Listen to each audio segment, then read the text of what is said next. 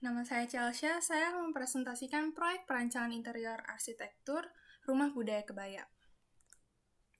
Jadi, kebaya itu merupakan salah satu busana nasional perempuan Indonesia yang sekarang itu lagi diperjuangkan menjadi salah satu warisan budaya dunia di UNESCO. Kebaya ini memiliki filosofinya sendiri, di mana kebaya ini merupakan simbol dari keanggunan, sifat feminin, dan kesederhanaan dari wanita Indonesia. Topik ini saya angkat karena eksistensi kebaya Indonesia yang tertinggal dari tren mode busana luar negeri lainnya. Seperti kalau misalnya kita melihat kimono, itu kita pasti akan langsung tahu kalau misalnya kimono itu dari Jepang, kalau kita melihat hanbok itu pasti dari Korea, begitu juga saat kita melihat baju sari itu pasti dari India. Tapi kenapa kebaya itu belum dikenal sebagai busana nasional Indonesia, padahal kita tuh memiliki busana yang cantik, anggun, yang benar-benar merupakan ciri khas wanita Indonesia. Terus juga saya melihat bahwa generasi muda itu lebih mengkiblatkan gaya busananya itu ke barat dan ke timur tengah. Jadi mereka kurang mengapresiasi kebaya dengan menggunakannya dalam kehidupan sehari-hari. Padahal kebaya itu bisa banget dipadupadankan dengan gaya-gaya milenial, dengan sepatu cats, dengan celana jeans dan segala macamnya, dengan kain yang bisa dipadupadankan dengan mode yang trendy. Cuma saya melihat bahwa generasi muda itu kurang mengapresiasi gitu kehadiran kebaya ini. Jadi kebaya ini sedikit terlupakan di generasi kita. Terus saya juga ingin mengutip dari kutipannya Suara Gembira, yaitu bahwa sampai kapan seni budaya Indonesia dikerdilkan di tanah sendiri, dilestarikan hanya karena rasa iba, di saat yang sama seni budaya mancanegara itu malah deras membanjiri gaya hidup kita sehari-hari. Itu bener banget menurut saya. Jadinya saya mengangkat topik ini supaya generasi muda itu lebih melihat bahwa kita punya loh budaya yang bisa diangkat, bisa dipakai sehari-hari juga, bagus, anggun, sederhana, itu yang merupakan ciri khas Indonesia banget gitu. Terus jadi solusi yang saya ingin sampaikan di permasalahan yang saya ambil itu adalah saya ingin memberikan wadah, sebuah tempat yang menceritakan narasi kisah kebaya dari awal muncul di Indonesia, perkembangannya naik turun hingga sekarang menuju ke kebaya yang kontemporer. Jadi di sana saya akan menyediakan tempat untuk memberikan narasi sejarah kebayanya itu. Terus di dalam tempat itu, di dalam wadah itu juga terdapat pengrajin kebaya yang dapat dilihat langsung pengerjaannya. Jadinya uh, bisa mendapatkan experience dan pengalaman-pengalaman baru bagi pengunjung yang datang gitu. Jadi mereka itu lebih ingat dan lebih melekat lagi pengalamannya ketika masuk ke dalam wadah atau space ini. Terus juga saya akan menyediakan area untuk bersantai atau untuk makan dan minum di daerah di space itu supaya juga menunjang orang-orang tuh supaya datang, supaya bisa menikmati dan juga mengenal kebaya lebih lanjut lagi gitu. Terus lokasi yang saya pilih itu di Yogyakarta. Kenapa Yogyakarta? Karena Yogyakarta itu juga merupakan pusat dari kebudayaan Jawa. Sebagaimana kita tahu bahwa kebaya ini kan juga merupakan dasar dari budaya Jawa gitu.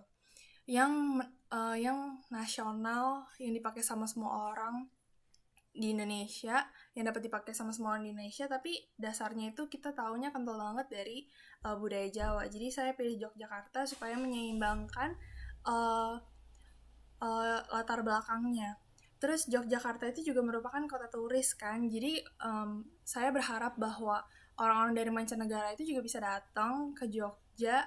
Saat datang ke Jogja bisa melihat wadah ini, space ini, dan mengenal bahwa kebaya itu merupakan busana nasional perempuan Indonesia juga. Jadinya kebaya itu dikenal juga ke mancanegara, bukan hanya di dalam negeri doang gitu.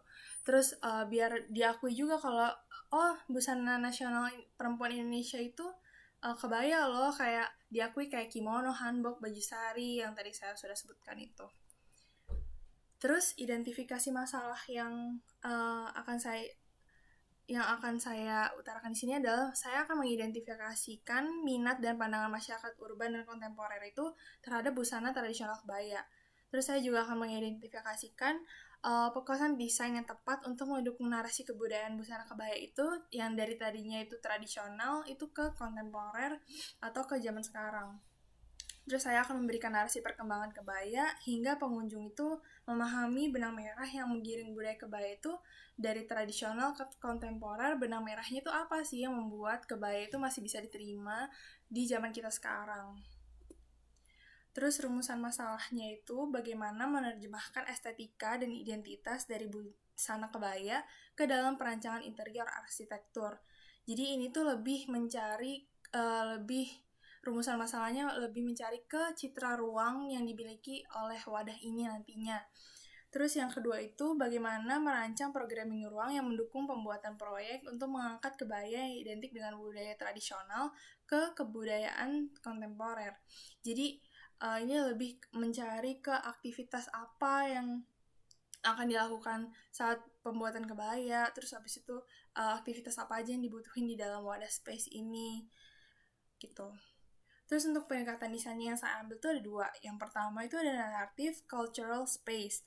Jadi menurut Sofia Sarah, arsitektur naratif itu mengeksplorasi hubungan antara arsitektur dan arti kebudayaan. Jadi berhubungan nih sama kebudayaan Jawa. Jadi kebudayaan kebaya. Jadi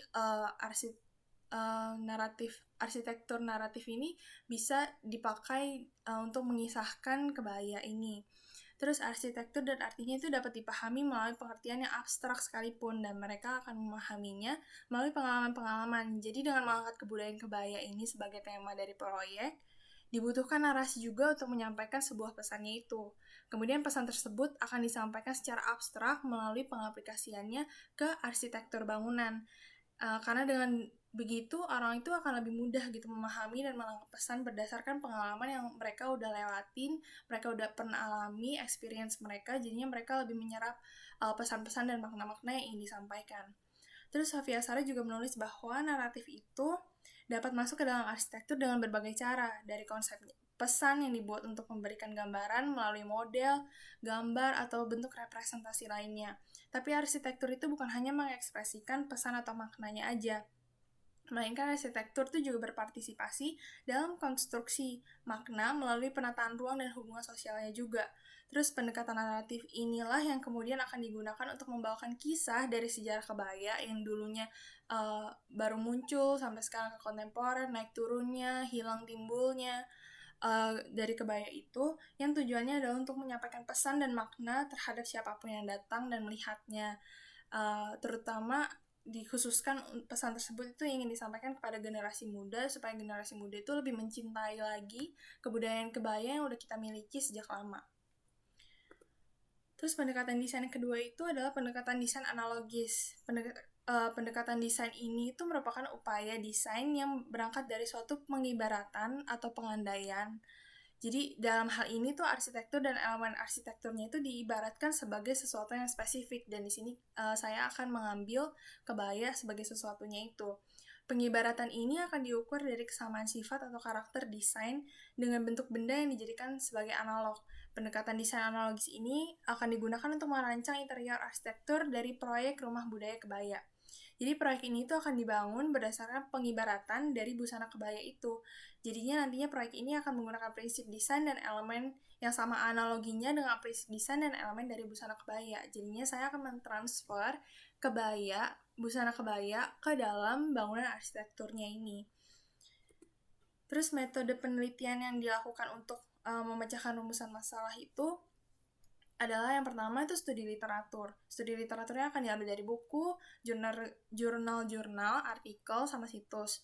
Terus untuk wawancara, saya akan mewawancarai narasumber yang memiliki keterkaitan dengan proses produksi kebaya untuk mengetahui kebutuhan ruang dan aktivitas apa aja yang dibutuhkan dalam perancangan proyek pusat rumah kebaya ini.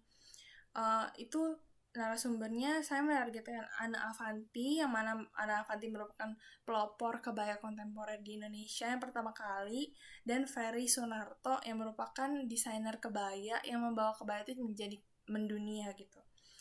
Terus saya juga akan mewawancara mereka untuk mendapatkan penjelasan tentang benang merah antara kebaya yang bersifat tradisional dengan kebaya kontemporer, yang mana kebaya kontemporer itu sekarang dapat diterima oleh generasi muda sekarang gitu.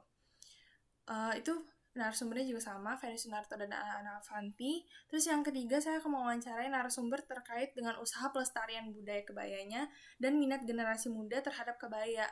Itu saya akan mewawancarai komunitas perempuan berkebaya Indonesia. Jadi mereka itu merupakan suatu komunitas perempuan berkebaya Indonesia yang memperjuangkan supaya kebaya ini diakui oleh UNESCO. Terus mereka juga memiliki gerakan yaitu Selasa Berkebaya. Pokoknya mereka aktivis yang ingin mempertahankan budaya kebaya, terutama mengenalkannya juga ke generasi yang muda. Terus yang ketiga itu ada survei menggunakan kuesioner. Jadi kuesioner ini dibuat di Google Form gitu, ada 17 pertanyaan. Terus kuesionernya akan disebarkan kepada generasi muda baik perempuan maupun laki-laki usianya 18-25 tahun, di mana itu yang generasi-generasi muda sekarang dari generasi Z sampai ke anak-anak milenial. Terus survei ini juga dilakukan untuk mengetahui minat dan pandangan mereka itu terhadap busana kebaya itu kayak mana sih gitu. Saya ingin mengetahui berbagai sudut pandang mereka terhadap busana kebaya, apa yang mereka pikirkan. Saya ingin menganalisisnya sehingga juga saya menemukan benang merahnya antara kebaya tradisional dengan yang kontemporer sekarang. Terus kunjungan lokasinya itu menggunakan internet, menggunakan Google Maps dan juga Google Street View, yaitu di Yogyakarta.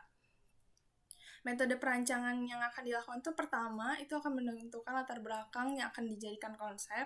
Kemudian yang kedua itu akan mengidentifikasikan problem yang saya temukan di tema yang saya angkat, yaitu kebaya. Terus mengidentifikasikan flow activity yang akan digunakan di dalam perancangan desain perancangan ini.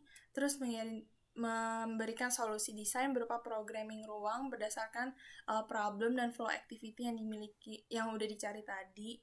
Terus dari situ kita dapat membuat layout ruangan berdasarkan programming ruang yang udah dibuat. Terus setelahnya kita akan mengaplikasikan desain ke dalam ruangan sesuai dengan prinsip dan elemen desain yang udah ditetapkan. Terus data literatur dan teori yang saya ambil itu adalah pendekatan desain naratif cultural space, karena saya akan mengisahkan busana kebaya itu dari pertama kali hadir di Indonesia sampai ke kebaya kontemporer sekarang. Kayak mana sih proses masuknya, terus kayak mana sih perkembangannya, kayak mana desainnya dari yang tradisional sampai ke kontemporer ini itu kayak mana perubahannya, terus apa aja kisah-kisah yang terjadi di balik sejarah kebaya ini. Terus yang kedua itu saya mengambil pendekatan teori dan literatur pendekatan desain analogi, karena saya ingin menganalogikan kebaya ini sebagai prinsip dan konsep desain yang akan saya pakai di dalam rancangan arsitektur interior yang akan saya bangun ini di proyek ini. Terus saya juga mengambil data literatur dan teori museum. Itu dibutuhkan karena saya ingin memberikan narasi kebaya.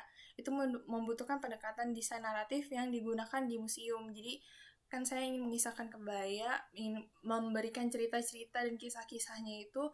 Jadi menurut saya pendekatan yang paling tepat itu adalah ke museum. Terus seperti untuk flow sirkulasinya juga, untuk bernarasinya itu kayak mana saya ingin tahu. Terus untuk peraturan-peraturan yang mendisiplinkan wadah itu kisah kebudayaan kebaya itu kayak mana gitu, yang tepat dan yang efektif gitu. Sekian presentasi dari saya, terima kasih.